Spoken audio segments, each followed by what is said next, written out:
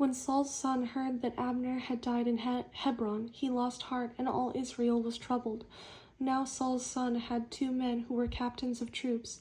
The name of one was Baanah, and the name of the other Rechab, the sons of Rimmon, the Beerothite, of the children of Benjamin. For Beeroth also was part of Benjamin, because the Beerothites fled to Gittaim, and have been sojourners there until this day. Jonathan, Saul's son, had a son who was lame in his feet. He was 5 years old when the news about Saul and Jonathan came from Jezreel, and his nurse took him up and fled.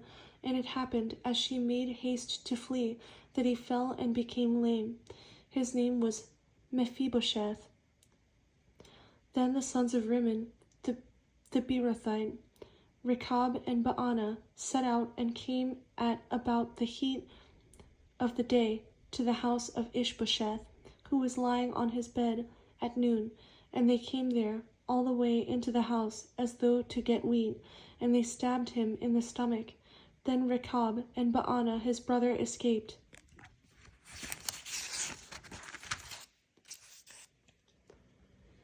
For when they came into the house, he was lying on his bed in his bedroom.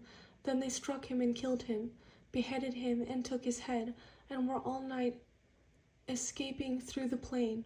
And they brought the head of Ishbosheth to David at Hebron, and said to the king, Here is the head of Ishbosheth, the son of Saul your enemy, who sought your life.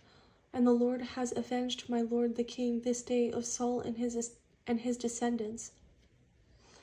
But David answered Rechab and Baanah his brother, the sons of Rimmon, the